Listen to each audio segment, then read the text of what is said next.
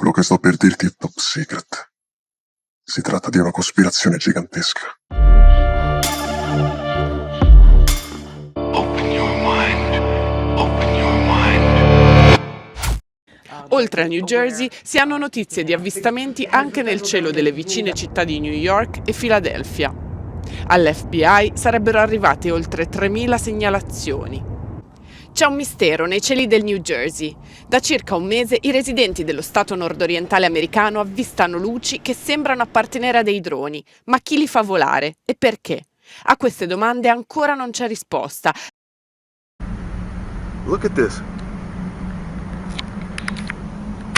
Do you see this? I can't believe this. I'm freezing cold right now. I have no shoes on in my t-shirt. I'm outside on my patio and I just turned in a report and I have no idea what these things are. Per ora si continua a indagare.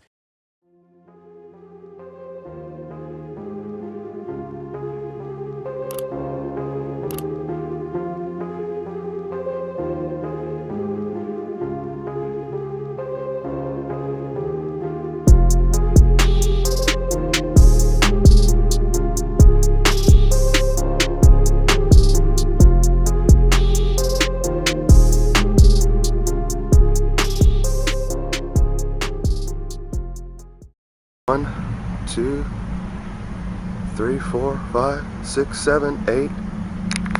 And then the tree line is right there. That's why you can't see these. Look at this. Questi droni non costituiscono una minaccia per la sicurezza della popolazione. Il Pentagono ha escluso che si tratti di dispositivi manovrati da stati o agenti stranieri e per questo non si sta occupando della questione. Anche se l'FBI, insieme alle autorità statali, sta indagando. Il presidente dell'Associazione Droni della Pennsylvania assicura: ogni cosa, compresi i droni, lascia una traccia.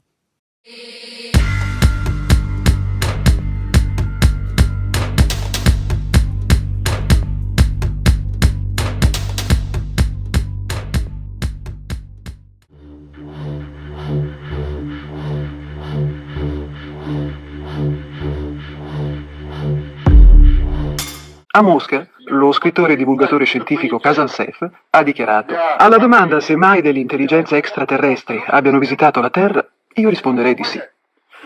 E così il professor Saizev, dell'Accademia delle Scienze di Mosca: sono convinto che extraterrestri ci abbiano visitato, anche se finora non siamo stati in grado di interpretare le molte tracce che essi hanno lasciato sul nostro pianeta. Altri 2 oggetti sono stati abbattuti in Alaska e in Canada. Secondo il Pentagono, l'oggetto, una struttura ottagonale senza equipaggio che viaggiava a oltre 6.000 metri, rischiava di interferire con il traffico aereo commerciale. Sono 4 gli oggetti volanti non identificati abbattuti negli ultimi 8 giorni dall'aviazione militare. L'unico identificato è il pallone aerostatico cinese tirato giù dopo aver sorvolato una base militare americana. Per Washington un pallone spia, per Pechino un dispositivo di monitoraggio meteorologico finito fuori rotta. Wernher von Braun dichiarava: ritengo assolutamente probabile che nell'immensità dell'universo esistano non soltanto forme di vita vegetali e animali, ma anche esseri intelligenti. Anzi, ne sono convinto.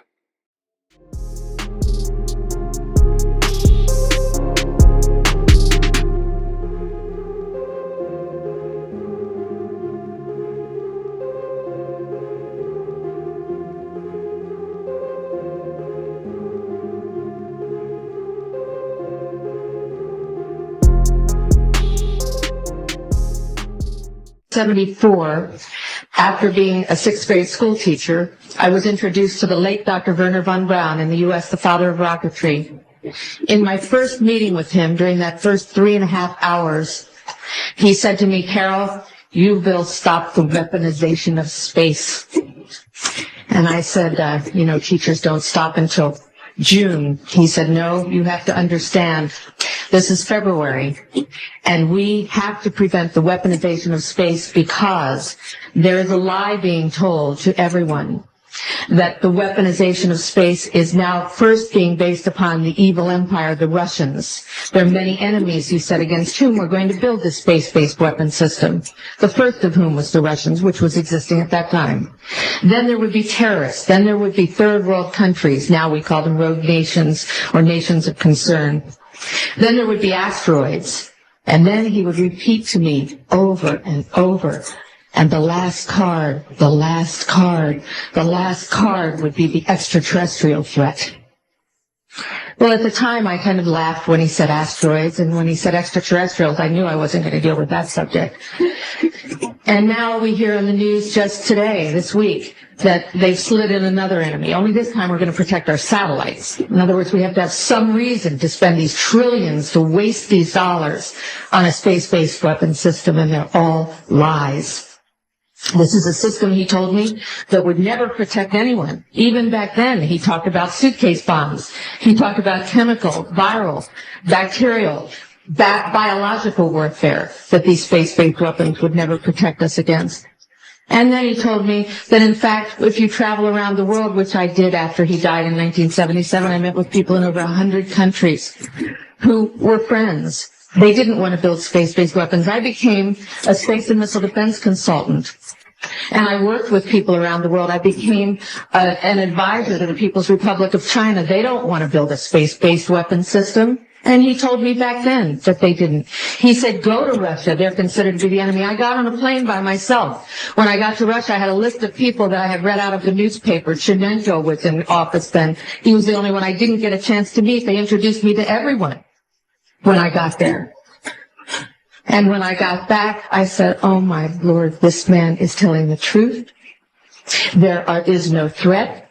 And I've been waiting until this day for 27 years, and I'm expecting the spin to happen, because he also explained to me that as a military strategist, as a person who worked on the MX missile, which I did later, he said, you will find that there is going to be a spin to find some enemy against whom we have to build space-based weapons. And now we should expect the spin, because he said part of the formula for the intelligence community is if they might have a weapon, then we have to consider that they do have these weapons. So now they do have these weapons, so now we have to build these weapon systems. And that's the formula, except that it's all based on a lie.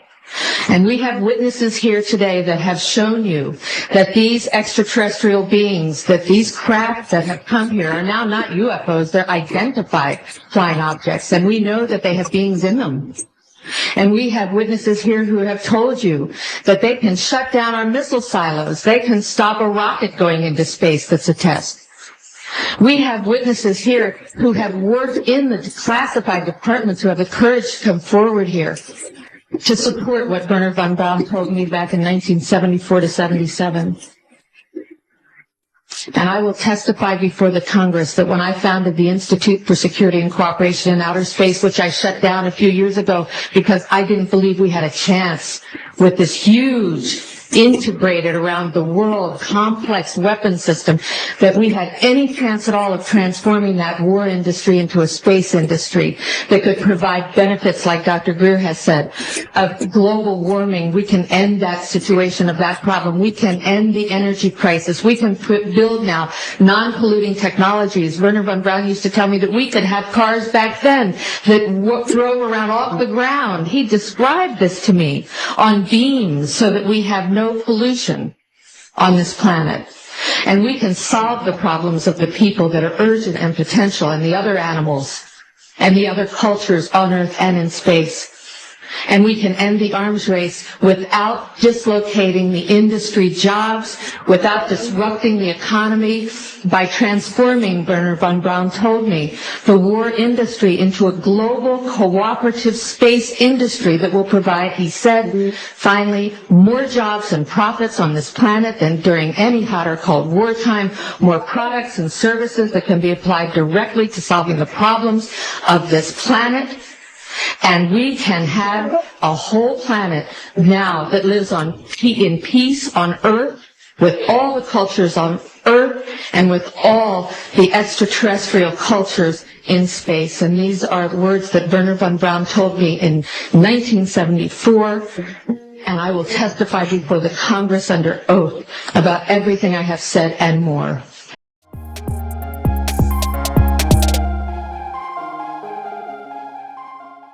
Per gli Stati Uniti la minaccia arriva dal cielo. Restano gli interrogativi sull'ondata di oggetti d'alta quota che sconfinano nei cieli americani.